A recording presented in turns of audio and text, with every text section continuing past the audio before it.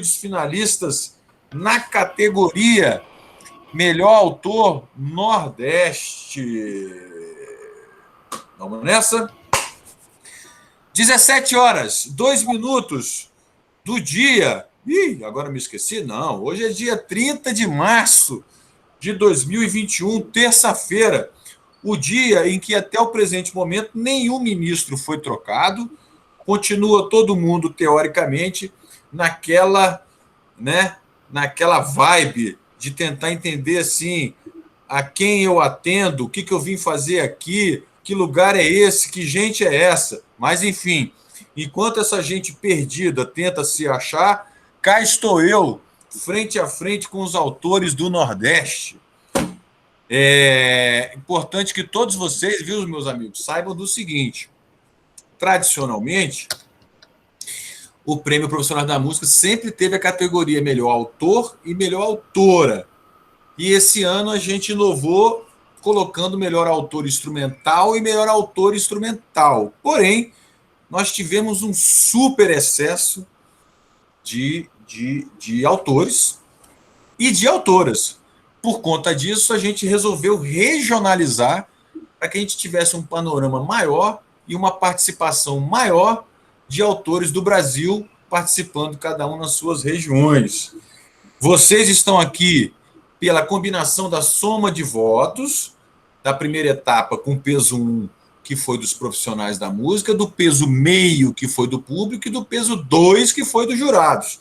Nesse momento, já sabemos, por essa soma, quem é o escolhido e que será anunciado na nossa cerimônia de premiação, que está com data prevista para 24 e 25 de junho, sendo que o evento deve acontecer de 21 a 25 de junho. No dia de hoje, inclusive, meus amigos, nós estamos mandando aí um e-mail para todos vocês, requisitando em alta resolução a foto de vocês para que a gente comece a construir o nosso ritual da nossa cerimônia, que possivelmente será 100% digital em virtude dessa pandemia, dessa tragédia mundial que tomou conta da humanidade e que aqui no Brasil, em especial, a gente não precisa dizer maiores detalhes o quanto que nós estamos atrasados, afinal de contas, estamos fazendo parte de um governo flagrantemente negacionista no que se refere à vacina e à saúde e à vida das pessoas, como também de um interessado pela cultura, pelas ciências, pelo meio ambiente, pela arte, pela educação. Enfim, já falei demais, porque agora, enquanto esperamos os nossos amigos Gama Júnior e Avelino entrarem, já vamos começar conhecendo um pouquinho dessas figuras que estão fazendo parte aqui hoje, que são também o Juliano Holanda, de Pernambuco, Recife, o Lucas Pondé, de Salvador, com conexão em Entre Rios, e o meu amigo Graco, que eu já tive o prazer de conhecer em outra live, que é de Salvador, com escala em Camaçari. Bom, sejam muito bem-vindos, é um prazer bater esse papo com vocês sobre uma das coisas mais importantes que existe na nossa música, que é o autor, o criador. Aliás, o slogan do prêmio esse ano é: do analógico ao digital, viva o direito autoral. Eu vou aqui seguir a minha ordem da minha tela, convocando aqui Juliano Holanda. Para saber, Juliano, rapidamente, assim, numa breve apresentação, quem é você e como é que você veio parar aqui no prêmio Profissionais da Música nessa edição? Vamos lá? Eita, longa história, curta. Eu nasci aqui no interior de Pernambuco, numa cidade chamada Goiânia. Goiânia, conheço. Divisa com a Paraíba, terra boa. Compositor, por excelência, sim, é o que eu faço mais da minha vida, compor. Tenho um bocado de coisa gravada, tenho mais de 300 músicas gravadas por diversos cantores aí, Zélia Duncan, Elba Ramalho, Felipe Cato, uma lista grande, não vou lembrar agora. Alguma que você pudesse solfejar aí para a gente ver se a gente consegue cantar? Rapaz, eu sempre pegou desprevenido. Depois eu pego ali um violão e a gente faz uma brincadeira. Tá bom.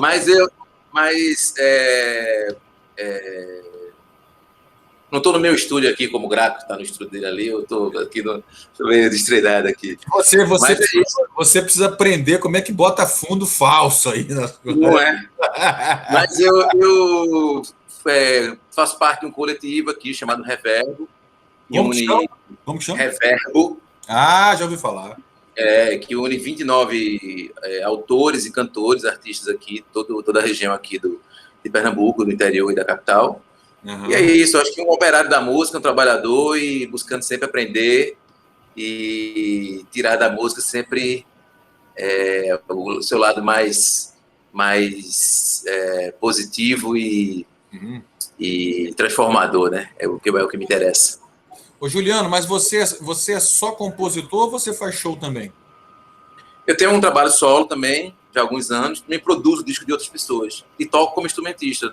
Toco com artistas como Almério, Martins, toco no grupo chamado Orquestra Contemporânea de Olinda, que a gente já circulou um bocado, Brasil todo e tudo. Então, faço parte de vários grupos e produzo discos de outros artistas também. Já tenho aí, acho que algo em todo 60 discos produzidos, de vários artistas, muitos artistas. Então, você é autor, produtor e músico. Muito bom.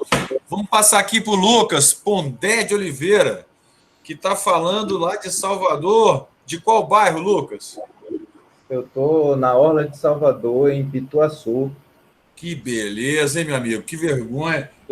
Que inveja. Eu estou aqui no sudoeste, próximo do Palácio do Planalto, onde, nesse momento, o seu presidente está lá tomando um cafezinho, possivelmente. Enfim, não sei.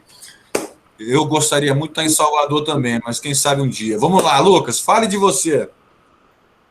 Então, Gustavo, a minha relação com a música começou na adolescência, com violão, jogando bola, e depois eu vim descobrir que se tornava uma tradição familiar, porque o meu tio-avô, Humberto Porto, ele foi um compositor muito reconhecido na década de 30 e 40, principalmente. Ele é considerado assim, pioneiro. Muitos o consideram o criador do gênero lamento, né, de trazer elementos da cultura afro-brasileira para a música, sendo gravado por Carmen Miranda, Orlando Silva, Dava de Oliveira. Mas ele baiano. Baiano. Humberto Porto foi para o Rio no período entre Assis Valente e Dorival Caymmi. Ele chegou no Rio em 1935. Ah, legal. Você, com certeza, sabe cantar pelo menos a obra mais famosa dele, que é a Marchinha Jardineira. Ô, jardineira, mas o que foi? Então a sua família é uma família milionária, porque essa é uma música que está ganhando direito autoral. Aí é que você não sabe, bicho, porque o Humberto, ele não era intérprete, né? Ele era só o autor. E eu estudando a vida dele, porque eu fiz um documentário, foi apresentado essa semana, inclusive, aqui, de forma digital, em Salvador, no FECIBA, Festival de Cinema Baiano. E ele vendia música para sobreviver lá no Rio, bicho. Então ele pegou o jardineiro e vendeu a autoria, é isso? Na verdade, a gente acaba descobrindo que naquela época muitos faziam isso, né? Uhum. Não há nenhuma dúvida que isso acontecia. E existem diversos depoimentos de Cartola e outros compositores, né? Mas, enfim, essa é uma longa história. É uma longa história. Agora, só uma perguntinha que você me deixou curioso. Esse documentário é inédito? Ele é inédito, né? Porque ele só foi apresentado em 2 mostras, 2 festivais, por enquanto. Ele não está disponível nesse momento, assim, de forma digital, né? Sei. Entendi. E aí minha relação com a música começa com a poesia e a composição. E formo uma banda, na época de colégio, ainda jovem, para participar daquelas mostras de som. E continuamos a banda depois. Tocamos, inclusive, a nossa primeira temporada foi no bar do nosso amigo Graco. Ele deve se lembrar disso. O Graco tem bar também?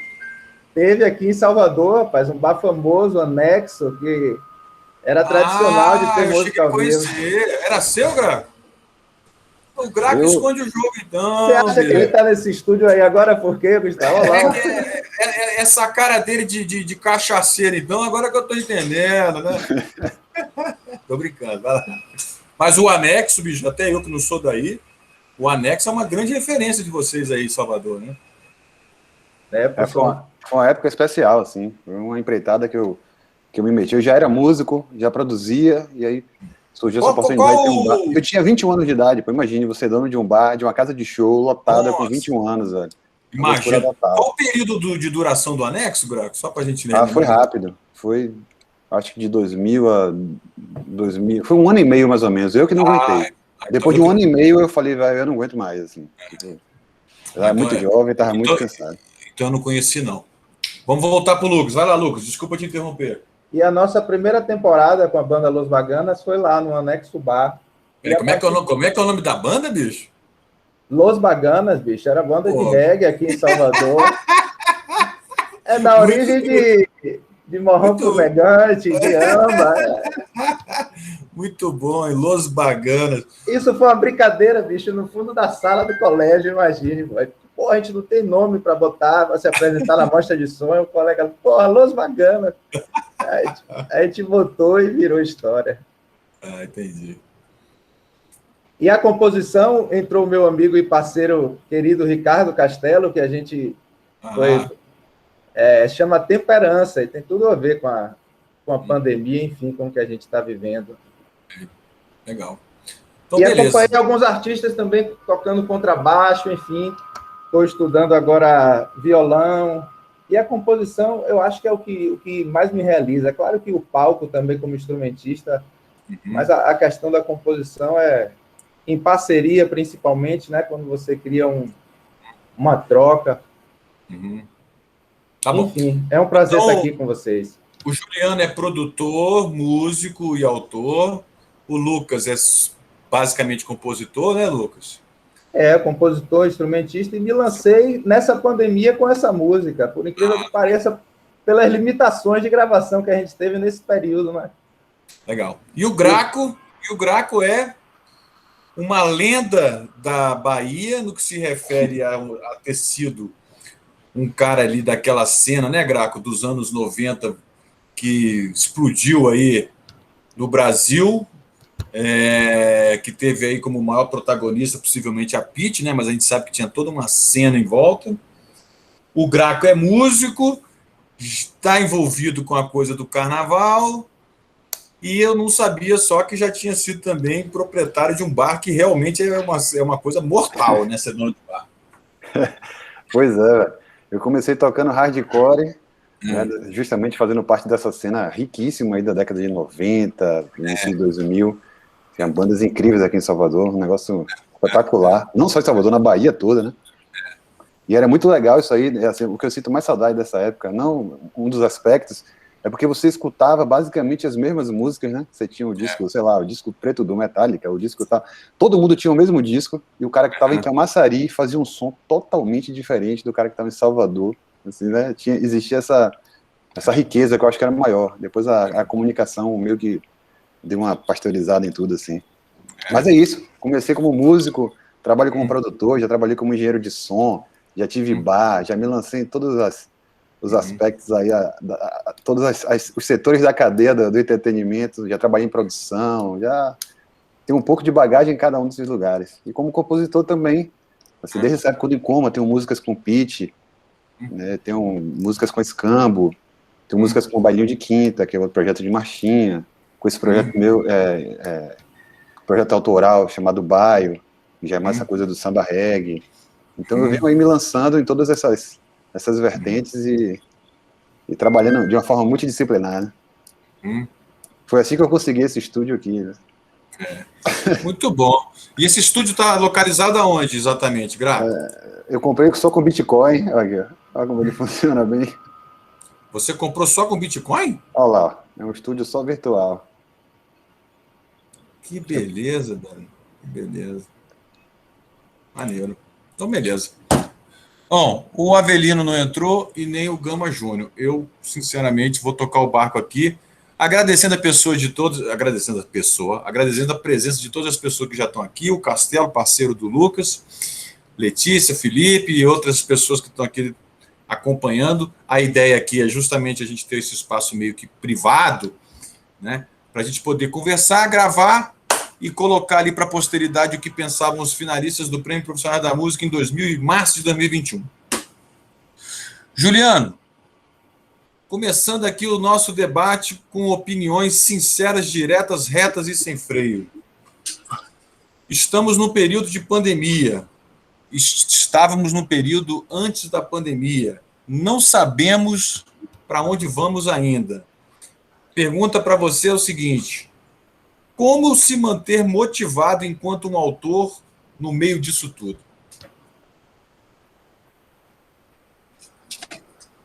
Rapaz, olha, quando antes de começar a pandemia, eu já estava num processo muito de velocidade, compondo muita coisa, gravando muita coisa. Estava lançando uma série de discos de amigos que eu tinha produzido, PG Silva, Martins, Isabela Moraes. Estava com uma turnê com Almério e Maria de Castro, inclusive passaremos aí para o Salvador, um disco chamado Acaso Casa, foi indicado ao Grêmio e tal, eu gravei esse disco. Então estava todo cheio de coisa para fazer na época. E compondo ali nas brechas, enquanto dava, e nos aviões, né, e nas vans, e as ideias vindo e tal. Estar em movimento, para mim, me ajuda muito a compor, porque você acaba também sendo bombardeado por certo tipo de informação. Então, para mim, quando deu a pandemia, eu confesso que foi um alívio até certo ponto, pelo menos os primeiros meses, porque deu uma desacelerada. Então, acho que eu pude também ficar um pouco mais centrado. Eu diria até que eu responderia a pergunta com outro prisma, que seria o que mais fazer em pandemia se não compor, né? Então, acho que, na verdade, para mim, compor é o que está me salvando. Então, como compor, como não compor, né? Se eu estou em casa o tempo todo, estou com o meu instrumento aqui, de alguma maneira, não estou sendo bombardeado pela janela do avião, mas estou sendo bombardeado por essas informações que a gente está recebendo, desse mundo tão louco aí, cada dia mais louco, cada dia mais surrealista. Então, acho que pano para manga tem tempo, tem o tiro de sobra, que afinal de contas os dias são longos. Então, acho que compor está sendo o que está me salvando, na verdade. Acho que a maior parte, acredito eu, das pessoas que estão aqui, ou das pessoas que trabalham com composição, porque eu encaro a composição muito como uma forma de diálogo mesmo. Então, assim, até comigo mesmo, com outras pessoas. Então, foi um período também que estreitei muitas parcerias, né? Retomei algumas parcerias que eu já vinha fazendo antes da pandemia. Alguns parceiros novos também, louco como isso, acho que bateu em todo mundo. Então, uma galera que eu não compunha há muito tempo eu tenho em contato, e gente que eu nem conheço, ligando e dizendo, vamos compor, bora fazer alguma coisa junto, gente desse que eu admiro, gente, assim, sei lá, Zeca Cabaleiro, a gente fez duas músicas, eu já conheço o Zeca há bastante tempo produzindo junto com ele, mas a gente nunca tinha composto nada assim, definitivo e tal. Também, eu estava falando aqui antes de a gente começar, uma parceria com o Capinã, que é um cara que eu sou super fã, um dos grandes compositores do Brasil, né? A gente já fez aí umas 12 músicas, mais ou menos, todas assim, via internet, e para mim está sendo um alimento, está sendo não é uma válvula de escape, é uma válvula de entrada, é algo que válvula. Está sendo uma válvula. Exato, está permitindo aquecer, né? Como outra válvula, aquecer um pouco os nossos dias, né? Então, como compor em época de pandemia, é isso. A minha pergunta acho que é o contrário, é como não compor, né? É o que tem pra gente, e acho que ainda bem que a gente tem isso, acho que é e também estava falando um dia com o Lula Queiroga, outro compositor daqui, parceiro, amigo, até tá com as coisas, falando com o Lula que é a metáfora, é a remetáfora da formiga e da cigarra, né? É a formiga que está fazendo música para guardar para quando o inverno passar, poder tocar por aí, né? É a formiga, a cigarra-formiga, né? Então, eu meio que estou assim, nesse período de pandemia, eu já compus mais de 200 músicas, assim, com parceiros e com outras pessoas, várias delas já foram gravadas por algumas pessoas. Acho que eu estou tentando transformar esse período de quarentena num spa criativo, como eu tinha dito, assim, tentar um pouco também manter a cabeça no lugar através disso. Porque, assim, com relação à minha pergunta, era justamente isso, era perceber a motivação, e você não só está super motivado, como inclusive você vê a coisa por um outro prisma, como você falou, né? Ou seja, a motivação, ela agora está, como é que eu posso dizer? Ela nunca esteve tão necessária como agora, digamos assim, né? Totalmente. E agora, quando eu digo também a motivação, tem também a questão da motivação do ponto de vista estético e criativo, porque com essa conversa repetitiva que a gente está vivendo aí há um ano, de pandemia, de vacina, de política, de guerrinhas, de preço, não sei o quê, você acaba vivendo essa informação, e aí como compor com a mesma informação o tempo todo, né? Como sair disso, né? Era essa a ideia da pergunta, entendeu? Mas tá ótimo. Mas pode falar, Júnior. Não, eu acho que tem esse aspecto dos discos que se repetem. Mas eu acho que, por outro lado, o universo de possibilidades está aí, né? Para quem captar e para quem, né? Assim, eu não acho que isso restringe o processo criativo, não. Para mim, não. Acho que no primeiro mês, enquanto a gente levou a porrada, assim, tudo bem, você está ali, mas chega uma hora que você tem que reagir, porque também senão você vai ficar num processo de depressão eterno. Então você tem que criar, tem que desenvolver as coisas, né? Claro. É isso. Muito bom. Vamos ouvir o Lucas. E você, Lucas? Estávamos assim, agora estamos assado e não sabemos como estaremos. Como se manter motivado e etc. O Juliano deu um belo exemplo aí. Vai lá. Eu acho que a música como elemento, né, de contestação mesmo, de mensagem. A música sempre esteve em momentos da história, né? Cumprindo o seu papel de reflexão crítica, né? Ainda mais num período como esse que a gente vive, né, bicho? Com as redes sociais e tudo, essa questão das fake news. Então, a arte, mais do que nunca, precisa ser o elemento que a gente passe uma mensagem de conscientização, né, das pessoas. E nesse período da pandemia, não nesse ritmo do Juliano, mas eu nunca compus também como nesse período da pandemia, de um ano para cá. E a pandemia também, essa coisa de ficar dentro de casa, eu que nunca tinha tido assim um home studio, né, para que você possa fazer pré-produções. Foi assim que surgiu, inclusive, a música Temperança, que participou do prêmio, em casa, né?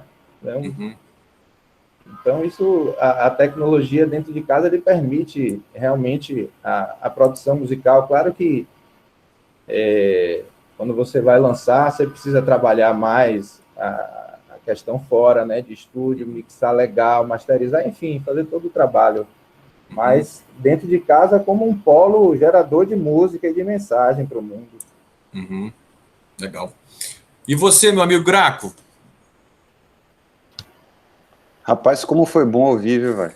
Eu adorei ouvir Juliano, porque para mim foi um processo inverso, assim. Eu tive uma dificuldade muito grande, assim, em compor nesse momento, sabe? Assim, eu tô no meio de um disco, acabei de produzir um disco que aí eu só trabalhei como produtor, assim, gravando e montando disco. Mas esse disco do projeto pessoal que eu tô fazendo, eu tenho uma dificuldade imensa, assim, um bloqueio. Rapaz, tenho tentado, mas não tá saindo nada. Eu tenho filhos pequenos também, o que não facilita a coisa, sabe? Então, o dia a dia ali, a coisa da manutenção diária tá muito mais forte em minha vida nesse momento do que a coisa artística, né? Isso sendo bem sincero, assim. Então, pô, foi legal ouvir ele para me dar uma inspirada, assim, deu uma, sabe, me bateu uma força aqui, assim, de, pô, velho, vou virar essa chave aí, porque, não só porque eu preciso, eu tenho prazos e tudo mais, mas porque é bom demais, né, velho? Quando se conecta com essa energia e usa essa energia que tá toda presa aqui, nas ansiedades e tudo mais, e transforma ela em uma coisa criativa, acho que não tem uso melhor, né? Não tem uso melhor, e assim, essa coisa da gente ouvir a opinião de cada um, o barato é esse, né? O Juliano já botou a bola lá para cima, né, meu? Já manda a música pro Juliano, que o Juliano arremata lá. Pô, eu vou ligar para ele, ó, velho. Vamos fazer uma junta aqui, por favor. Aí bota o nome da música assim, Nascida numa Live. Maravilha. Então, massa, velho. Vamos agora conhecer o Rodrigo Avelino, que é lá das Alagoas, de Maceió, possivelmente, né, Rodrigo? É de Maceió, Rodrigo? Isso, gente. Primeiramente, boa tarde, né, a todos. Seu som tá baixo. Seu som tá baixo. Agora chegou. Vou colocar aqui. E agora, tá legal? Pronto. Chegou aí com esse sorriso bonito. Alegria imensa estar participando, né? Eu já conhecia o prêmio, né, através do Gama, do Gaminha, que é alagoano também, um grande amigo. E conhecendo todos vocês, Juliano, inclusive, conheci Juliano em 2019, eu estava lá em Garanhuns, ele tocando com a Flyer, troquei uma ideia com ele rapidinho, mas tanta gente, eu acredito que ele não deva lembrar, né? Muita gente. E uma alegria imensa estar participando. Terminei me atrasando um pouco, porque eu durante essa pandemia, graças a Deus, né, a gente ficou parado, mas... Ficou parado e parou. Olha que loucura. Pô, foi na hora. Ô, Rodrigo, travou. Bom, vamos girar então, enquanto o Rodrigo se reconecta. Agora, o Juliano, Lucas e Graco. Do ponto de vista aí da formalidade, viu, Juliano, do seu trabalho, como é que você lida com a formalização? Você tem uma editora, você tem a sua própria editora, você faz contratos de caso a caso, como é que é a sua relação com o seu patrimônio? Eu tenho uma editora chamada Nilina. É sua? minha e da minha companheira, Mary Lemos, minha esposa. Sim. E a gente, a nossa editora fica alocada na Dubas, né? A Dubas administra. A Dubas administra. E aí, assim, foi a melhor forma que a gente achou. A Dubas Léo e Ronaldo são amigos há bastante tempo, a gente se conhece há muito tempo, muito antes de estabelecer essa parceria. Então, eu acho que é uma coisa bem legal, porque a gente tem uma relação muito, muito próxima, muito sincera, muito de trabalho. E para mim foi a forma que tem dado mais certo. Mas aqui ali também faço algumas coisas até com outras editoras. O contrato com a Dubas não tem nada rígido, nada ditatorial, assim. É uma coisa muito artística, pelo contrário, muito respeitosa, muito musical. Então, aqui ali faço coisas com outras editoras também. No caso, assim, as minhas parcerias com Zélia e a Duncan, por exemplo, são geralmente editadas pela editora dela, que é a Duncan. Sim. Isso é super de comum acordo de ambas as partes, e muito carinho e tal. A Dubas, inclusive, é nossa finalista também, já foi campeã várias vezes. O Ronaldo foi homenageado esse ano. Esse ano o Ronaldo resolveu competir nos autores do Sudeste. Enfim, Ronaldo é de casa. Agora, deixa eu te fazer uma pergunta aqui, Juliano. Do ponto de vista econômico, assim, a editora, o músico ou o produtor, aonde é que você está mais estável, digamos assim? O que te rende mais, assim, periodicamente? Enquanto não tinha pandemia? Era a editora, o show, a produção? Como é que é? Rapaz, eu acho que o lance, assim, o músico tem a coisa do dinheiro mais... Você está falando de grana, você está falando? A sua estabilidade do seu material, você está falando.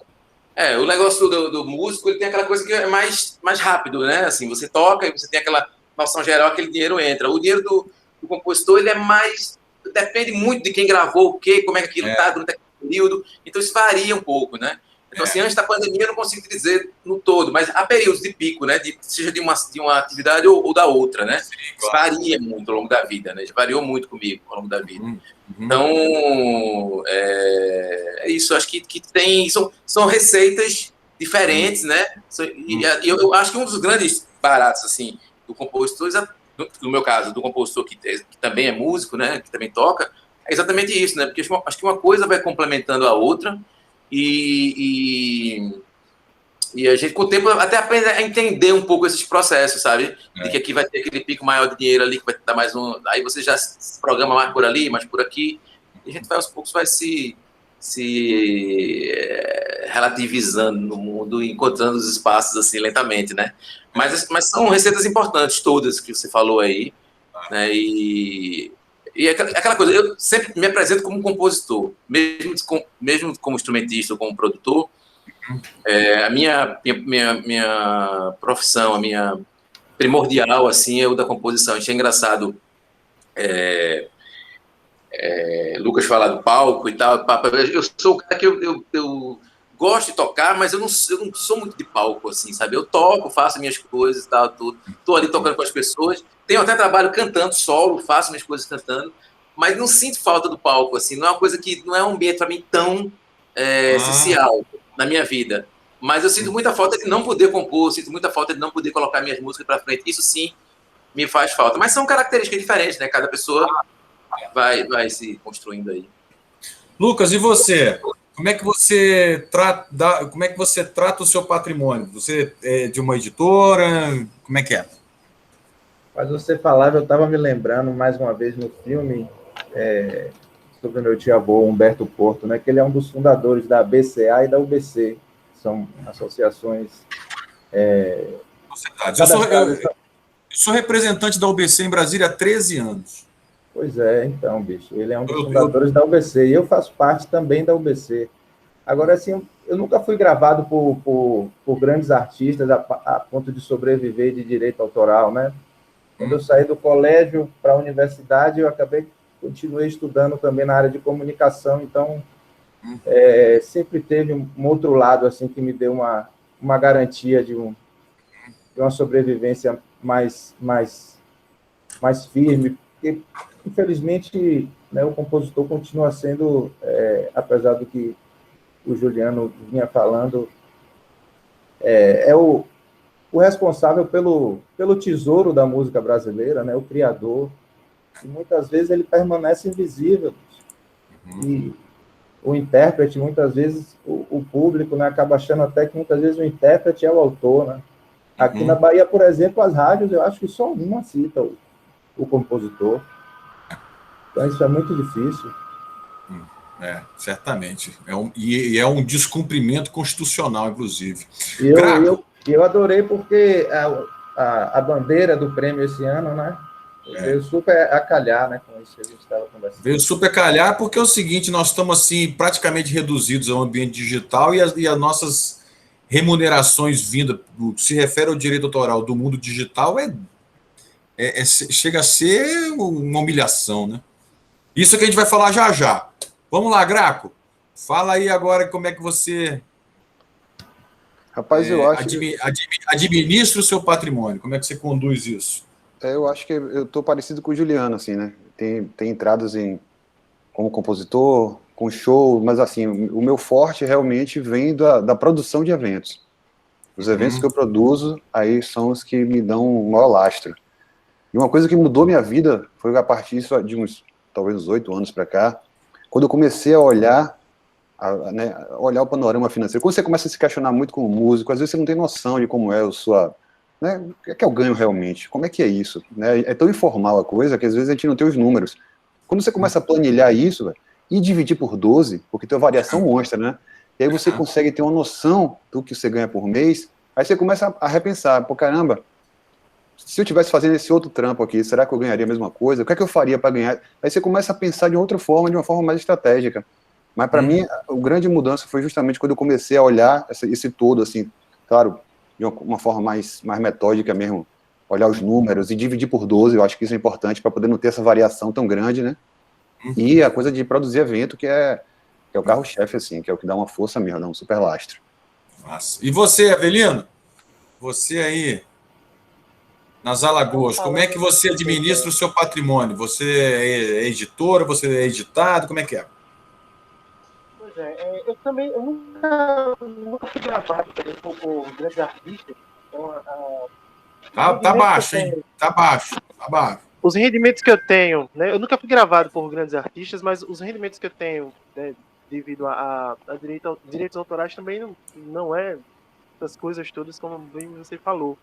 Né? Então, eu busco outras maneiras, né? Inclusive, por exemplo, quando eu estava falando há pouco e terminou travando aqui, eu terminei me atrasando, entrando aqui, né, na entrada desse bate-papo, porque eu estava dando aula. Então, durante essa pandemia foi algo que me segurou aqui, o fato de dar aula online. Né? Entendi. Porque aqui em Alagoas mesmo, pronto, estamos num período onde os músicos estão todos parados, né? Eles não estão tocando, enfim.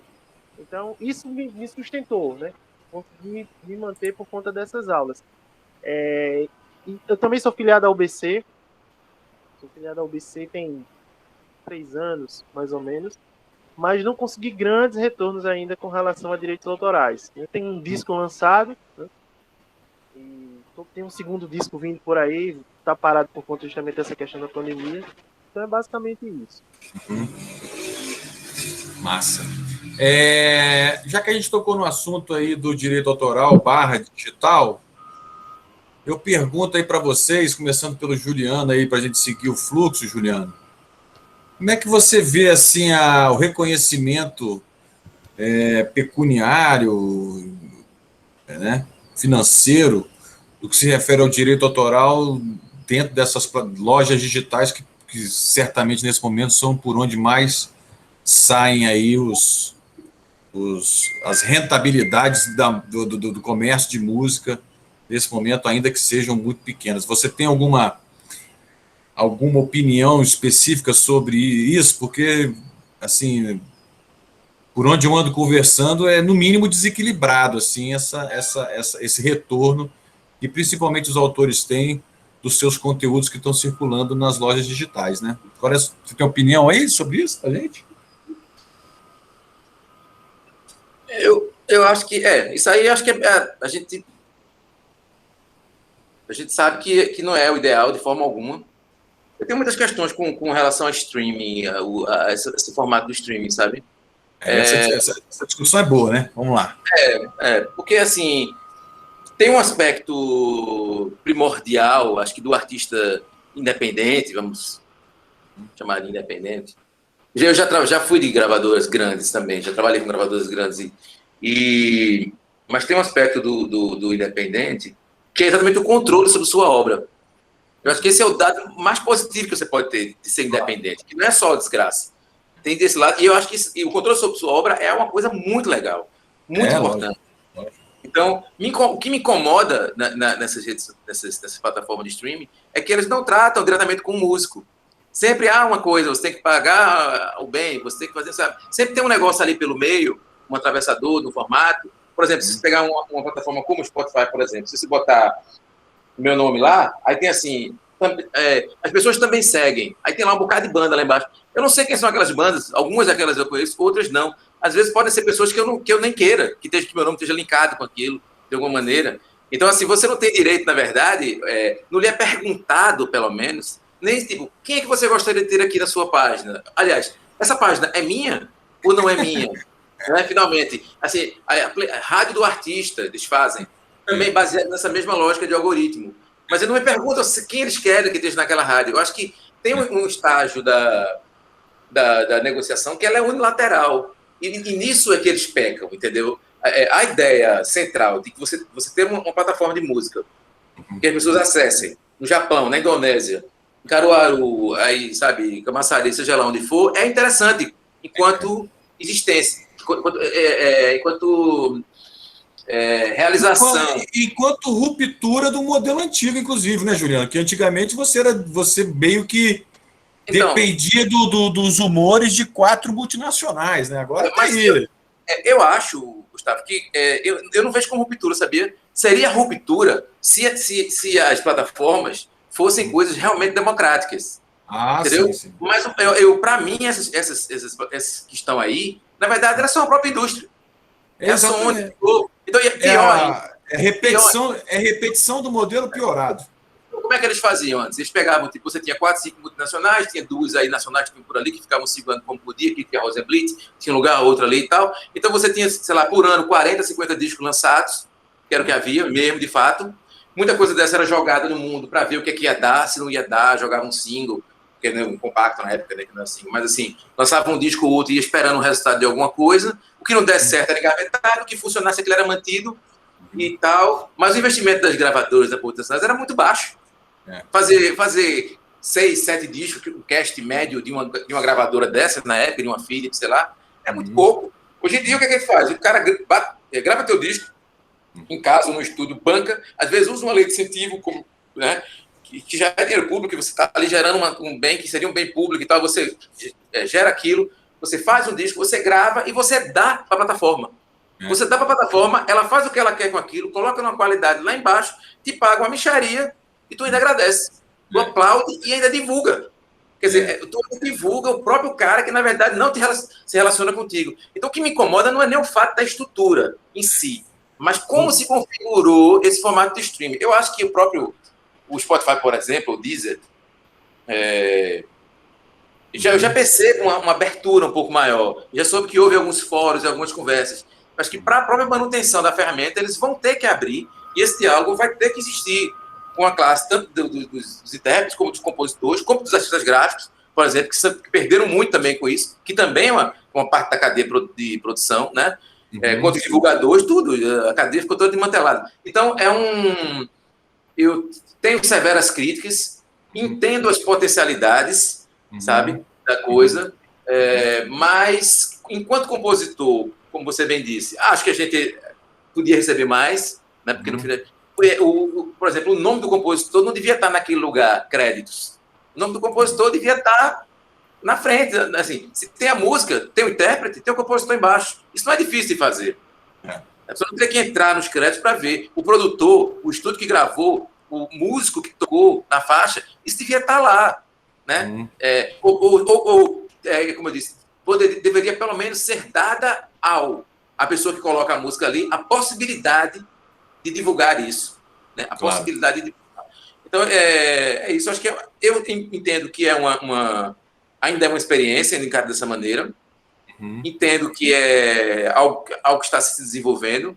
Entre as coisas que me incomodam, que eu falei aqui, para ser mais claro, não só o fato da existência desse formato e o fato da má remuneração que é feita, mas também me incomoda o fato de ser uma coisa homogênica, em que você tem duas, e aquelas duas ali, elas ditam tudo. Né? Eu lembro quando a gente lançou o Digital Paz Contemporânea, há sei lá quantos anos atrás, mais de 10, alguns anos atrás, 12, 13 anos atrás, na época era Som Livre. A gente ficou na página da frente da Deezer. A Deezer era a maior empresa. O Spotify nem existia direito. Existia, mas não pesava. Depois o Spotify virou.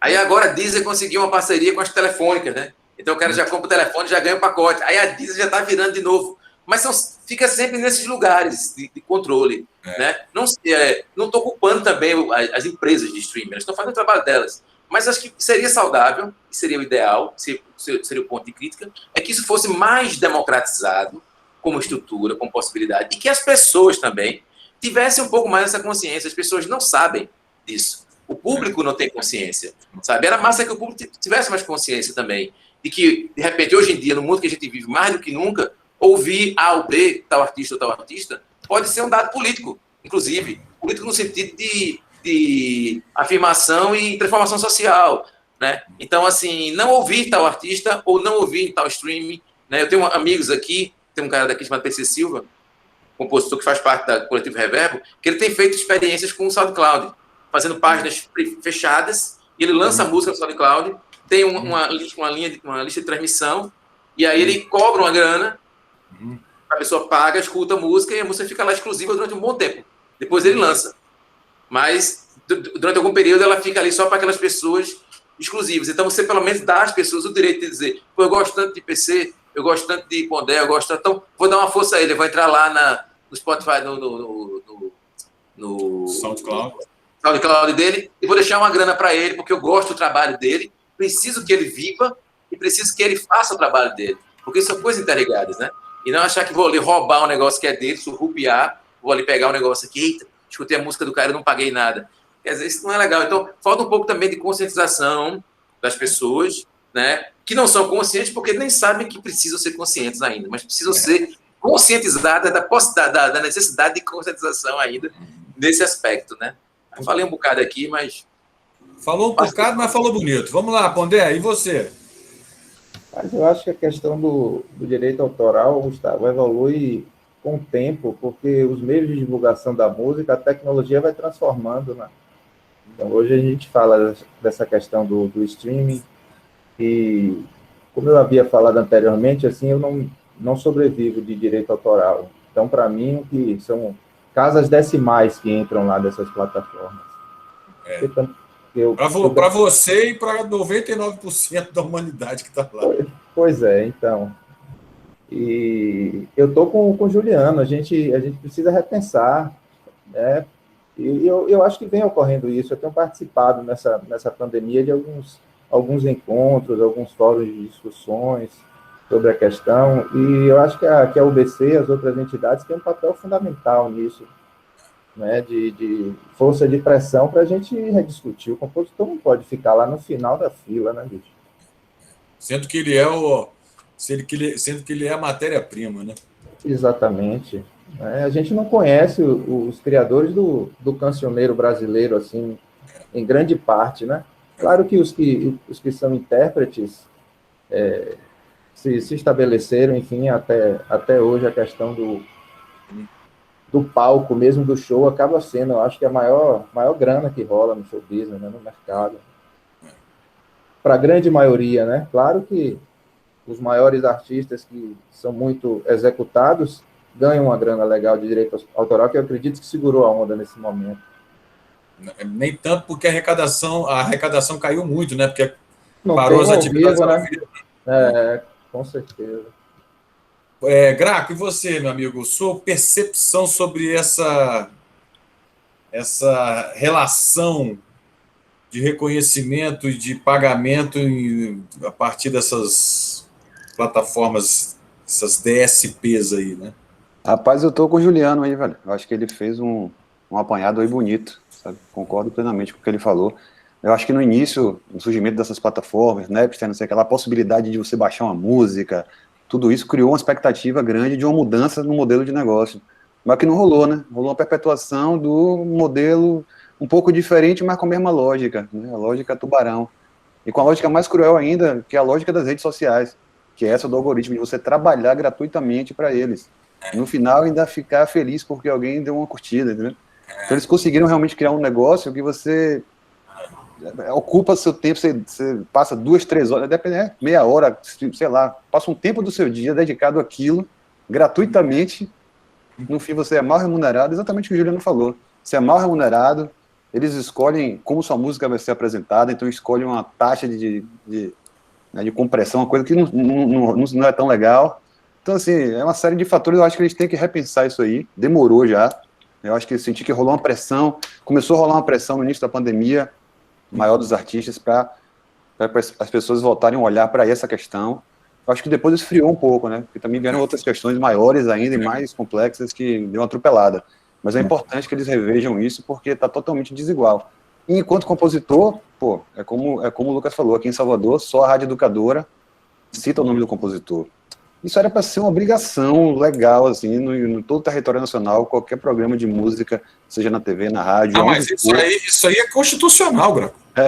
Pois é, né? E ninguém respeita. Então, assim, virou uma bagunça. Concessão pública, né?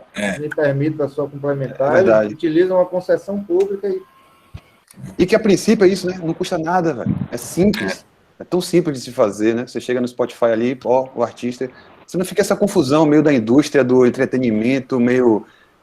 É popstar demais, sabe? É tão pop que não dá pra botar o nome do compositor, porque tem que ficar só o Madonna ali. Se você botar o compositor, já não é pop. Aí virou. Pô, é uma lógica meio. Uma lógica esquisita e desnecessária, né? Assim, que dá pra ser revestida de uma forma aparentemente tranquila.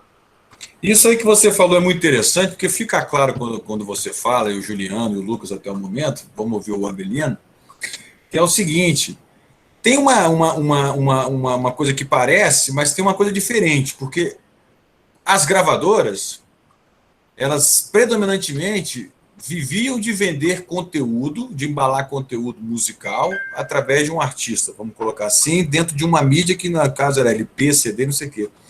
Essas lojas, elas são plataformas de marketing, né? Elas usam conteúdo musical para fazer suas publicidades, entendeu? E aí, por conta disso, esse algoritmo vem fazendo esses cruzamentos aí em benefício dos anunciantes, não dos assinantes, entendeu?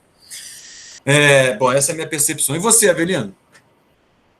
Eu achei interessante quando o Juliano falou justamente essa questão quando você entra, por exemplo, no Spotify, você vê lá o nome do cantor, que muitas vezes não é o compositor. Isso é algo que me incomoda bastante, sabe?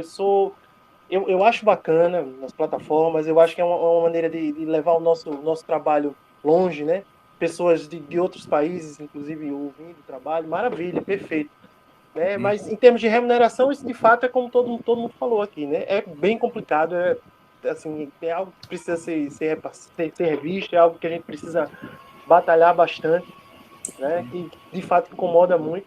E essa questão por exemplo, você pegar uma música lá, entra no Spotify da vida, no Deezer, e não ter acesso, né, de uma maneira mais clara a quem produziu ali, a quem compôs aquela obra, isso é complicado. Eu sou um cara que eu gosto muito, eu sou da época do disco, de pegar o CD, de colocar lá, de olhar o encarte, sabe?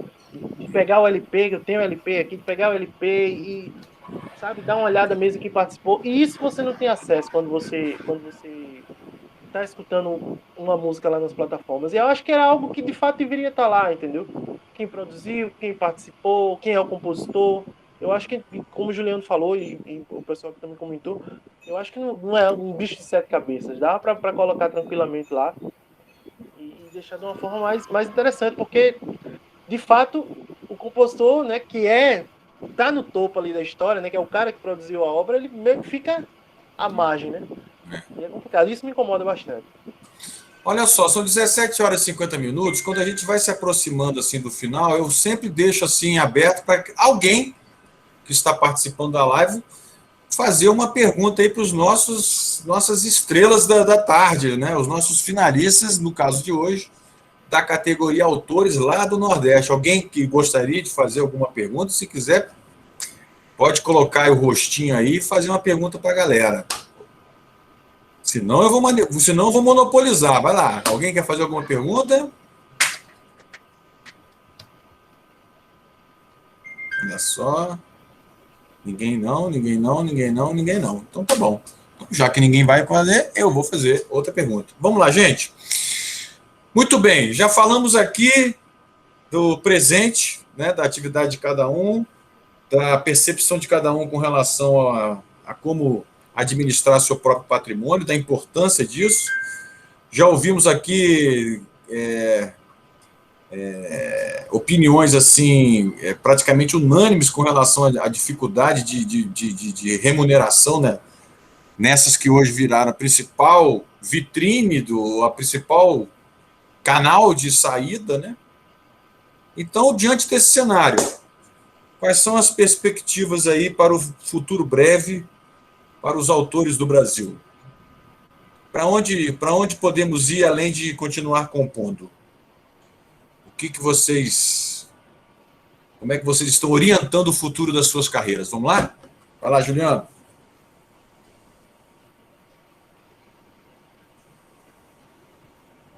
Mas aí acho que aí dá para dar duas respostas. Uma, as pessoas perguntam às vezes, não sei para onde vai o mercado da música e tal. Com essa desfragmentação, né? Hoje em dia tudo... Estava vendo uma entrevista um dia desse com o Zé Cabaleiro e outro cara que agora esqueci o nome dele. Eles falando sobre a história que hoje em dia a galera mais nova não ouve nem a música inteira. Quando a música chega no meio, que vai repetir, eles já mudam, né? Ele nem assiste. E tem um dado até neurológico nisso, né? Do entendimento da obra. Antigamente as pessoas sentavam em Roma e assistiam uma peça que durava quatro finais de semana. Um cavalo marinho, que é uma expressão aqui da cultura popular daqui de Pernambuco, o alto inteiro dura 4 finais de semana, né? O negócio está ligado, um pouco herdeiro da comédia dell'arte, tem todo um aspecto assim. Então, tem esse entendimento da obra como uma coisa que é grande mesmo, que é feita para ser provada, né, assim, deglutida, uma coisa. Então, a arte enquanto expressão, né? Então, assim, real da vida, e aí o tempo dilatado faz parte disso. Mas aí o mundo foi ficando cada vez mais estreito. E você pegar as óperas, aí depois já só tem as áreas das óperas, daqui a pouco aí daqui a pouco vai colocar no acetato, aí já não cabe a música inteira. Então, às vezes eu tenho um disco aqui mesmo de jazz, eu tenho que a música para no meio, você vira o lado e ela continua depois, né? Tem essa coisa assim, então a música vai ficando mais estreita, você tem um limite ali do sulco, e aquilo vai para chegar nessa canção pop de 3 minutos, 2 minutos e pouco, 3 minutos no máximo, né? Então há um estreitamento disso.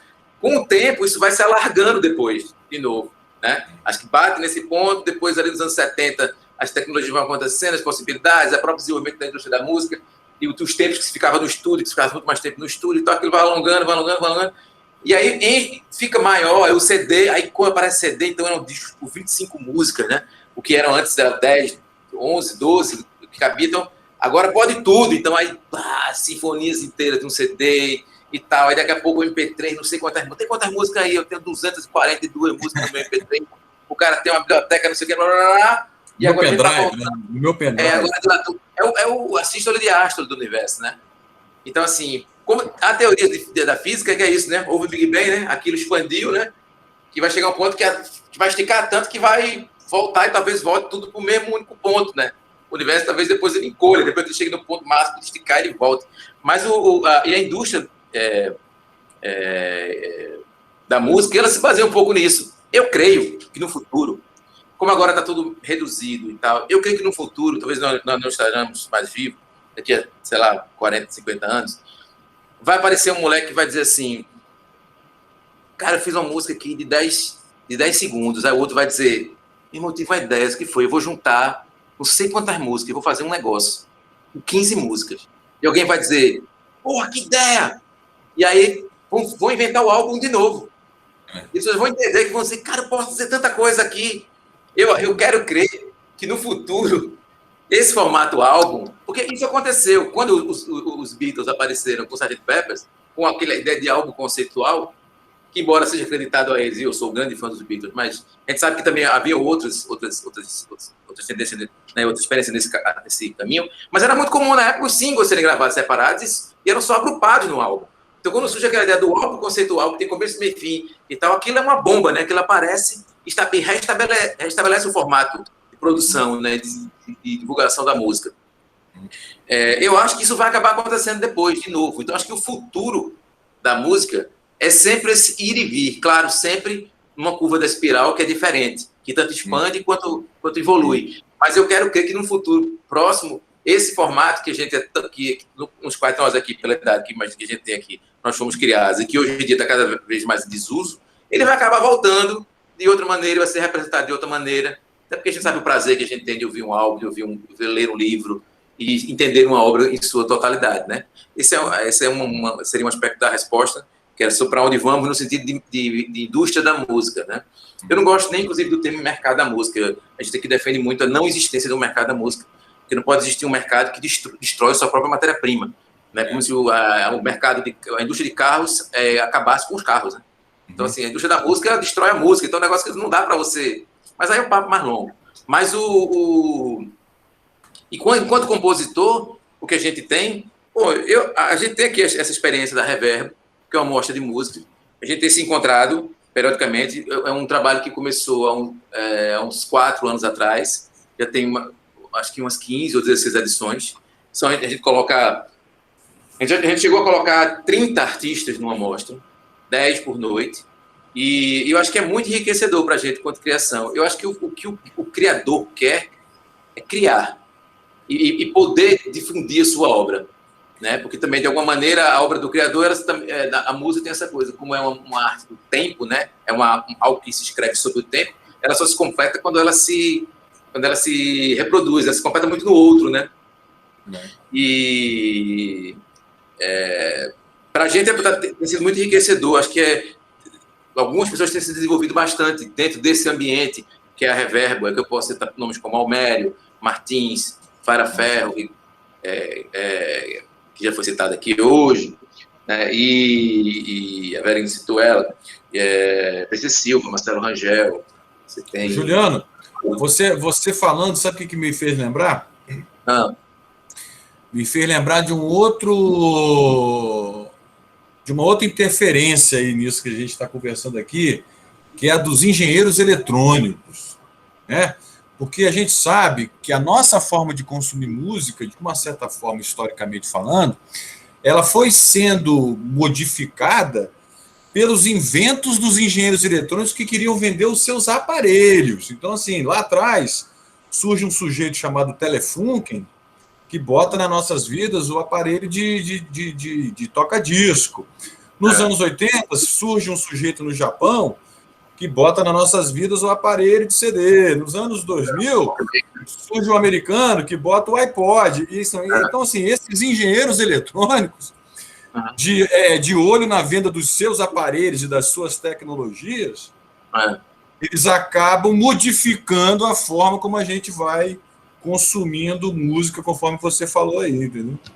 Eu lembro a história do Walkman, né? O Sony, né? Que ele queria caminhar, ele teve um problema cardíaco, ele precisava caminhar, e ele queria caminhar ouvindo música. E aí ele fizeram o Walkman para ele poder andar. O dono da Sony, ele achou aquilo legal, acabou vendendo, né? Todo mundo aqui acho que teve um Walkman. Total, porque essas coisas são interligadas, não só com música, né? Acho que com tudo, é a forma como a gente come, né? O micro-ondas e tudo. Mas a tecnologia vai sempre, na verdade, tendo esse papel social, essa responsabilidade social.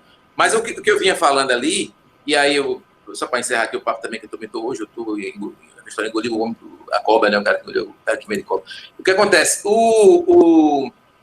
eu acho que o objetivo, o futuro do compositor, eu acho que para a gente que compõe, que gosta de compor, é exatamente se relacionar com pessoas assim, e tem essa relação com a composição. Para a gente aqui, enquanto coletivo, isso está sendo importantíssimo para a nossa manutenção humana mesmo, sabe? Porque, no fim das contas, música existe para isso. Música não existe para vender telefone, nem para existir. Embora o cara da telefone queira que música exista para isso. Mas não é para isso que ela existe. Música existe para tornar as pessoas melhores. Música existe para... um sublime envelope de ideias, de sensações, de sentimentos, né? É uma coisa intangível que, no entanto, na verdade, ela é modificadora do ambiente físico, né? Assim, então, acho que o futuro da composição é se entender como composição. O ideal seria que a gente tivesse essa consciência social, né? Que é importante dançar, é importante brincar, é importante e tal, mas que a dança, que a brincadeira, que tudo isso, como bem falou Pondé, esteja ligado a uma consciência social, política e humana, né, cara? Não sejamos menos humanos, não sejamos algoritmos, não sejamos números, não trabalhemos unicamente para as plataformas digitais. Acho que o futuro da música, eu espero, e aí vai mais um ser meu, é isso, é que a música nos torne cada vez mais humanos e cada vez menos máquinas, e que a gente, de fato, use as máquinas e não seja usado por elas. Então, é isso. Como é a última fala, também me despedir aqui dos meus companheiros. Calma que a gente ainda tem uma pergunta para responder aí, amigo. Calma aí. Então tá bom. Aliás, enquanto a gente estava conversando aqui, acabo de receber aqui o relatório do ECAD, que aponta 20% da queda de arrecadação no ano de 2020. O Orlando Bolão está aqui levantando a mão, já levantou 2 vezes, se vocês me permitem, eu vou liberar aqui para ele fazer ou um comentário ou uma pergunta para geral aí. Vai lá, Orlando, seja bem-vindo. Salve, meus amigos, muito obrigado, muito interessante o papo. Todos nós temos associações diferentes, Abramos, o BC, etc. e tal. Vocês não acham que o ECAD é o culpado pela falta de regulamentação dos canais de streaming e a permissão de sua funcionalidade? Ou o ECAD podia regulamentar ou acabar com o ECAD definitivamente, e as associações diretamente poderiam não só arrecadar, como regulamentar os interesses de cada artista, de cada compositor, acabando com essa intermediação que não ajuda em nada, porque o ECAD não se moderniza, né? Ele não instala os equipamentos que é necessário, ele se nega a isso, e ele divide os pagamentos pelas 500 músicas mais tocadas, segundo aquilo que ele acredita, inclusive seguindo a Crowley, e não, né, os valores verdadeiros. Vocês não acham que seria melhor a gente ter uma mudança significativa nesse sentido? Parabéns a todos. Sensacional. Legal. Vamos lá, ó. A pergunta foi na veia agora. Agora eu quero ver. Orlando Bolão, Gustavo, me permita mandar um grande abraço para ele e para Ricardo Castelo. Nós fazemos parte aqui em Salvador de um coletivo, o coletivo Babaçonha. Enquanto o Juliano falava ali do reverso. Peraí, um é a banda da Bagana, outro é da Baçonha, velho. Você tá com esse bar aí muito... Tá te perseguindo muito esse bar aí, velho. Bar de Bahia? Bar de Bahia? O bar de baba aqui, né, pô? Baba sonha. E sonha vem do sonho, né? Do desejo de transformar as coisas. E somos um coletivo que trabalha com música, com cinema, enfim. E a gente vinha interagindo muito na pandemia. E é daí que surgiu a canção que nós escrevemos, inclusive, no Prêmio, e que me permitiu esse privilégio de estar aqui dividindo esse momento com vocês. Eu quero mandar um grande abraço a Bolão, eu vou responder a pergunta dele, e a meu parceiro Ricardo Castelo, que tem um trabalho musical antigo aqui em Salvador também. O Graco deve lembrar da Zambotronic, imagino que ele lembre. Agora, sobre o que o Bolão falou, eu vinha refletindo o início da indústria fonográfica aqui no Brasil, né, do disco, que surge lá com as multinacionais, com a Cera, com 78 rotações, era lado A, lado B, uma música em cada lado, né? Todos os artistas gravavam assim. Claro que existia um movimento na época de carnaval, de fim de ano, onde tinha uma produção maior de disco. E de uma certa forma, como o Juliano disse, acaba sendo um recomeço, porque agora a gente vira um pouco a era do single, né? E eu acredito muito no formato audiovisual, que é um videoclipe, né? Que sempre existiu. E eu tô com bolão. O meu tio, o Humberto Porto, ele fez o trabalho que o ECAD faz hoje em dia, bicho. Ele passava com uma pasta cheia de documentos por todos os cassinos do Rio de Janeiro, os dancings, anotando o que é que tinha tocado, o que é que não tinha. Então, essa luta do direito autoral, bicho, é eterna, porque existe o interesse de mega conglomerados de mídia, né, que controlam as grandes editoras, enfim. Então, esse espaço de disputa é no Congresso, né, através de mudanças na legislação. Enfim, então a categoria precisa estar unida nesse sentido, e tem movimentos interessantes nesse conjunto, né, como Procure Saber, enfim. Eu acho que é uma discussão que a gente tem que encampar mesmo, de democratizar essa questão. Maneiro. Vamos lá, Graco. Pô, essa pergunta de bolão, eu passo para você, velho, com 13 anos de UBC aí. Queria muito te ouvir. Bicho, mas acontece que hoje nós estamos aqui falando sobre os autores do Nordeste, velho. Pelo amor de Deus, o privilégio é meu. Depois eu vou dar minha opinião, mas vamos lá. A gente estava falando, então, Rodrigo Avelino. Então, eu concordo com o Bolão, né? Quando ele falou essa questão por exemplo, a UBC fazer essa arrecadação e fazer a distribuição. De fato, a gente percebe que existe algo bem, vamos dizer assim, uma forma de arrecadação, a forma de arrecadação do ECAD, ela nos faz entender que é necessário, de fato, mudar, né? É algo que precisa ser revisto. A gente percebe que até mesmo eu tenho 3 anos de UBC, e percebo que a forma como eles passam para a gente, né, que está ali associado, os relatórios, né, tudo direitinho, eu acho que é uma forma bem interessante que deixa claro, né, pelo menos eu sinto essa clareza. E eu acredito que se, por exemplo, a UBC ela fizesse de fato a arrecadação, as associações, no caso, fizessem a arrecadação e repassasse, eu acho que seria até bem mais interessante, né? E seria mais claro, ficaria bem mais claro para todos nós. Juliano, quer falar sobre esse assunto, Juliano? Eu vou fazer só um parêntese aqui rapidinho. Eu acho que isso que o Bolão colocou é importante, né? A arrecadação é importante, mas eu acho que a gente tem que, para além disso, olhar os aspectos que estão em torno do músico, de quem trabalha com música.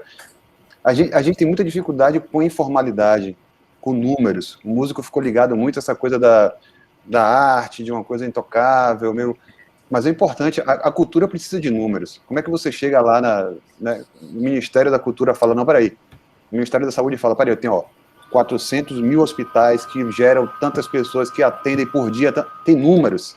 Aí o cara consegue uma verba, né? A cultura não tem números. A cultura precisa de números.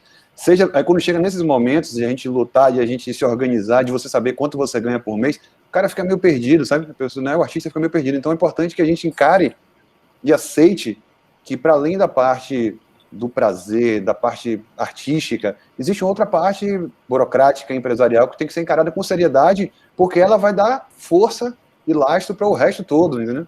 Então, assim, a gente tem que sair um pouco dessa informalidade, dessa coisa, não, eu sou do palco, saio do palco, vou tomar uma cervejinha, não, eu sou artista, eu não penso nisso. E a gente tem que olhar para tudo isso com uma seriedade maior e se aprofundar nos temas. Por exemplo, quando o Bolão pergunta sobre essa relação eu também sou da UBC, por exemplo, da UBC com o ECAD e tudo mais, eu posso emitir uma opinião, mas vai ser uma opinião, assim, baseado vai ser muito superficial, eu não tenho uma profundidade crítica sobre esse aspecto, sabe? Então, acho que isso falta um pouco nos músicos, né, de encarar essa coisa de uma forma mais profissional, talvez seja a palavra, e gerar para a cultura como um todo esses números. Agora, durante a pandemia, começaram a circular essas coisas de lista de cadastro, né, para auxílio. Pô, isso é importante para caramba. Para além do auxílio, ter cadastro, ter dados. Quem é que trabalha com isso aqui mesmo? Quem é que está sendo impactado? Quantos somos, sabe? Então, eu acho que a gente tem que pensar de uma forma ampla também, assim, todos os aspectos que estão dentro da cadeia da música ou das artes como um todo. Porque, aí já passando um pouco para outra pergunta, é cíclica, né? A arte é sempre cíclica. Assim, pelo menos até hoje na história da arte, ela se mostra cíclica. seja de 30 em 30 anos, de 50 em 50, a coisa volta, sabe? O bambolê volta o Walkman daqui a pouco, que revisitado, como Juliana falou, é uma espiral muda, já não é um MP3 player, mas é um Walkman. Então, assim, as coisas terminam se revisitando, voltando aquilo, e é importante que a gente esteja atento para cruzar esses dados aí, né? Produzir dados para ganhar força política mesmo, e ao mesmo tempo, como artista, tentar não cair nessa armadilha, que é a armadilha das redes sociais, de você ficar ali sofrendo por like, ou ansioso pra caramba, ou com o tamanho da música que você tá fazendo, né? Pô, não, a música tá maravilhosa com 5 minutos, mas não, tem que ser 2 minutos e meio por causa do mercado. É uma loucura que a gente tem que encontrar um tipo de equilíbrio, né? Porque você precisa ganhar dinheiro com isso, o mercado... Então, é procurar esses pontos de equilíbrio aí, e ao mesmo tempo, concordo plenamente com o Juliano, vai chegar um momento, velho, que a música vai estar lá em 10 segundos, velho, com a cada microcompasso, um novo gancho para a pessoa não desligar, não passar para outra música, e aí vai vir um moleque novinho e vai falar, não, velho, eu vou fazer uma música de 5 minutos aqui, e outro vai falar, não, doido, a gente vai fazer uma parada agora que é juntar as músicas, vai fazer um negócio disco. Aí eu botei fé, eu achei essa visão massa, e eu acho que é por aí, é cíclico. Muito bom. Eu só queria fazer, não sei se o Juliano quer opinar aí sobre o que foi colocado também, Juliano? Fala da estrela aqui hoje, Vixe Maria. Ó, não, eu acho assim, eu só vou fazer um comentário com relação a essa coisa do Orlando Bolão, que não é nem um comentário, é mais levantar uma bola. E assim, eu super entendo essa coisa. Eu tenho um pouco de receio do discurso anti-ECAD, sabe? Porque eu acaba se alinhando muito com um tipo de exatamente o contrário do que o Gato está falando, assim. O anti-ECADicismo, como é que eu vou chamar assim, essa campanha anti-ECAD, ela acaba coadunando, ela acaba concordando com uma coisa que é mais solta, exatamente para que a classe não tenha acesso a esses dados, e esses números e essas possibilidades. Eu acredito assim, que o ECAD ele precisa, de fato, ser reformulado como estrutura, mas não destruído. Acho que ele precisaria reformular. E com relação a tirar o ECAD para as associações, mas as associações elas já surgiram devido a uma demanda que era mais dos músicos do que do próprio ECAD. Os músicos se encontraram, mesmo que não haja, mesmo que você tenha que acabar agora com todas as associações, e mantiver só o ECAD, ou você tenha que acabar com o ECAD e mantiver só o BC, por exemplo, que também não seria justo, porque existem outras associações, como a Abrams e outras tantas. Vamos supor que agora instituiu-se. Agora é só o BC. Daqui a pouco vai ter que surgir alguma coisa para unir o músico ao BC. Vai surgir outra associação, entendeu? A gente só vai substituir os lugares e as funções, né? É uma questão, na verdade, é se pensar. Eu concordo no sentido de que a estrutura ela é falha, né? No entanto, eu não tenho também uma solução prática agora, no momento melhor para isso. Eu não consigo pensar em uma outra maneira como isso poderia ser feito, assim, para sugerir. Então, prefiro que exista ECAD, porque a gente já é tão desguarnecido de estruturas, como o Gato bem falou, e é tão jogado na informalidade, que ter uma coisa que chama-se ECAD, escritório de arrecadação, para mim, já é alguma coisa que merece pelo menos meu respeito. Então, assim, eu não queria acabar essa ECAD. Agora, eu penso que a gente podia chegar num denominador mais comum, né? É o mesmo caso com relação às plataformas de streaming. Também não sei se, outra coisa que bem foi falado, isso tudo a gente consegue resolver via congresso, porque esse formato, na verdade, de plataforma de streaming, ele é de âmbito mundial, tem algumas diferenças em algumas legislações, mas nunca, assim, porque no final das contas, o consumidor ele vai sempre querer esse formato, digamos assim, uberizado da produção. Ele sempre vai querer, o consumidor ele sempre vai querer pagar menos, né? E aí, consequentemente, a empresa sempre vai querer repassar menos também, né? Ou a mais-valia sempre vai falar mais alta, né? Em relação a isso. Então, não sei muito como resolver esse aspecto aí. A única forma que eu consigo pensar seria, que é o que eu acho também que vai acontecer futuramente, dando chutes aqui muito loucos, porque esses chutes são sempre malucos, a bola sempre vai para o lugar mais maluco, mas bom, dando um chute muito louco, eu acho que no futuro todo lugar vai ter sua plataforma de streaming.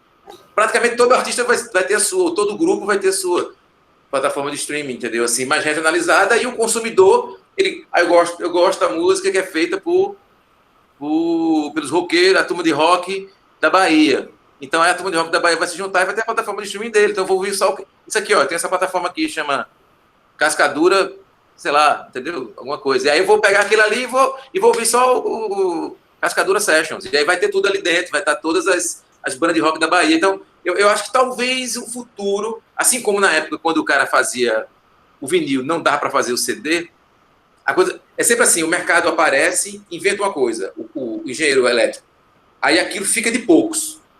E aí alguém dá um jeito de quebrar o selo. E aquilo se populariza. Aí a indústria vai e tenta segurar de novo. Aí alguém quebra o selo, aquilo se populariza. Né? Daqui a pouco vai ter um moleque aí que vai fazer a sua plataforma de streaming, o seu aplicativo, né? Pra gente é estranho a gente falar isso. Mas, de repente, por exemplo, pro meu pai é muito estranho falar de queimar um CD. Que ele ouvia vinil, então ele acha impossível. Quando ele viu um CD queimado, ele diz, como assim? Né? Como assim um MP3? Do mesmo jeito que meu pai falava isso para mim, eu acho que eu vou dizer isso depois para um cara que vai chegar, quando eu tiver idade do meu pai, eu vou dizer, como assim? Você fez essa plataforma de streaming? Você fez esse aplicativo? Como assim, né? E o cara vai talvez ter feito isso no quintal de casa. Porque é digital, né? Então, assim, tudo é possível, né? A gente aqui não sabe, mas tá lá. Daqui a pouco essa tecnologia vai estar aberta. Aí talvez a indústria apareça e tente novamente reunir as partes. Mas olha só, eu vou responder aqui ao Orlando com duas coisas, pegando depois que todo mundo falou, mas Juliano, Lucas, Graco e Rodrigo. Tem uma perguntinha que fecha aqui a nossa conversa com a nossa fotinho, tá? Que o Graco já conhece, que é o seguinte: ser profissional da música Eu vou digitar aqui, tá? O que vocês me falaram, que eu vou fazer lá a nossa postagem, isso vai virar um grande filme depois. O que todos vocês acharam do que é ser profissional da música, vocês vão gostar. Então pensem aí, 140 caracteres. Ser profissional da música é ser um burro, ser teimoso, ser a melhor coisa do mundo, resistência, resiliência, sei lá, fica à vontade. Mas olha, quando vocês pensam aí, eu quero falar, já que o Graco me provocou, ao Orlando. Orlando, eu sinto, mas eu vou ter que discordar de você, amigo. Em primeiro lugar, vamos saber por que o ECAD surgiu. Porque era uma bagunça a distribuição de direito entre as sociedades da época. Chegava-se ao ponto de um fiscal, antes de 1971, que é quando surge o ECAD, ia a um show e está tocando lá uma banda que um cara é da UBC e o outro cara é da Abramos. O cara vem e paga. Não, peraí, o cara da UBC estava presente, pegava o dinheiro e dava para o autor da UBC que estava presente, e o cara do UBC não estava presente. Então, o ECAD surge, escritório central, para centralizar a arrecadação e distribuição a partir de uma desorganização que prejudicava os autores. Então, se você for pensar assim, sistemicamente, é uma boa ter um escritório central, assim como é uma boa ter o Banco Central, assim como é bom ter o governo federal, teoricamente. Essa é a ideia. Agora, pegando aqui um gancho do Juliano, eu, sinceramente, sabe, Orlando, eu acho que tem uma briga ou uma luta mais importante de vocês, autores, ou de mim, editor ou gravadora, que é buscar pelos nossos rendimentos a partir da histórica inadimplência, né? Histórica inadimplência que existe nesse país a partir de um descumprimento do capítulo da radiodifusão da Constituição brasileira. A grande maioria dos veículos só podem existir, segundo a Constituição, a partir do pagamento do direito do autor. Nós temos hoje 70% de inadimplência. Então, eu acho que os artistas eles têm que, junto com as sociedades, ir atrás de receber. Outro dia teve um evento aqui em Brasília, da reunião do Rock de Brasília, por conta de um projeto turístico, da criação de um roteiro, um circuito turístico por onde passou Renato Russo, bababá, Cara, quando eu vi lá, tem uns amigos meus roqueiros lá. Alguém virou e falou assim, ué, Gustavo, achei que você fosse estar lá. Pô, mas é muita inocência você achar que eu vou estar lá, porque se eu estou perante um governador, um secretário de Estado da capital do Brasil, A primeira coisa que eu vou perguntar para ele é quando é que ele vai zerar a inadimplência que vem desde 2012, no que se refere a pagamento de direito autoral de todos os eventos que são do governo de Brasília. Eu tenho interesse nisso. Cadê o dinheiro da galera? Ó, maneira aí a sua rota do turismo, do rock. Pô, acho que tem tudo a ver. Mas eu quero saber cadê a nossa grana que tá parada aí em algum lugar, brother.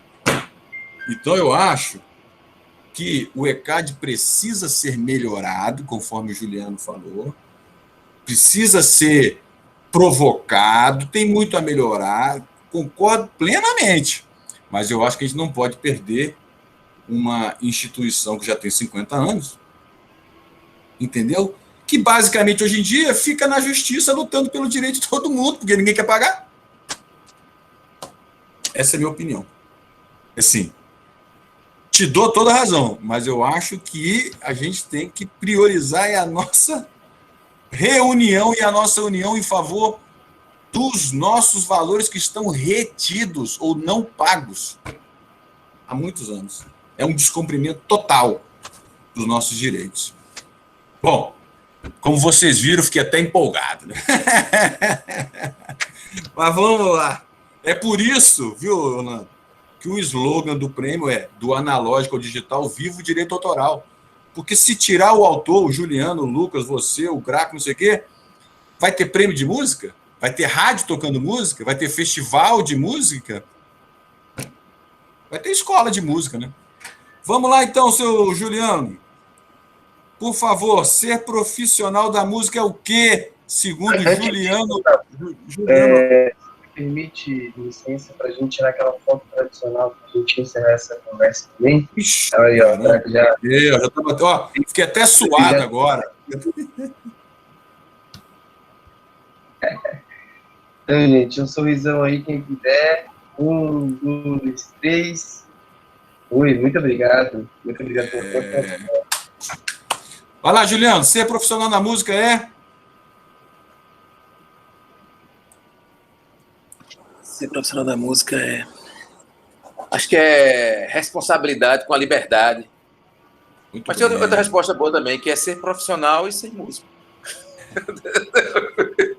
Responsabilidade com o quê? Com a liberdade, né, velho? A liberdade sempre. Muito bonito isso. Liberdade. Seu Lucas Pondé. Ser profissional da música, para mim, é viver a arte para transformar a realidade. Pô, os caras estão inspirados hoje aí, viu? Essa vista da Bahia aí, hein? Não sei não. Chegou a pesca pelo e-mail antes, pô, aí tinha que pensar assim, tem que ser uma frase curtinha para quem gosta daquelas tiradas de slogan, dessas coisas. Tá ótimo, querido. Vai lá, Graco. Rapaz, você fez da outra vez, eu fiquei ainda mais, dessa vez tá mais difícil ainda. Eu ia repetir o que eu falei da outra vez, mas eu acho que é a possibilidade de estar sempre em movimento. Então, peraí. Possibilidade de estar sempre em movimento. E você, meu amigo Avelino, os últimos serão os primeiros. Vai lá. Primeiros. Olha, ser profissional da música é ser instrumento, né? Ser instrumento de transformação. Acho que todos nós aqui somos instrumentos dela, né? A música ela vai estar sempre acima de todos nós. Muito bem. Olha só.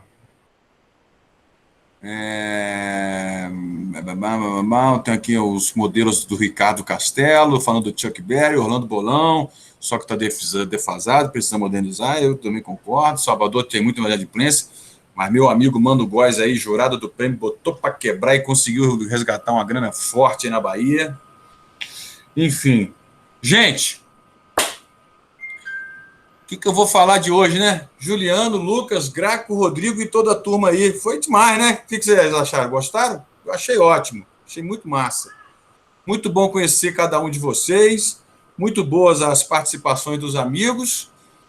E tá aí, documentado para a eternidade, o pensamento e as opiniões em plena pandemia daqueles que fazem a alegria desse planeta, do Nordeste, com conexão com o mundo todo.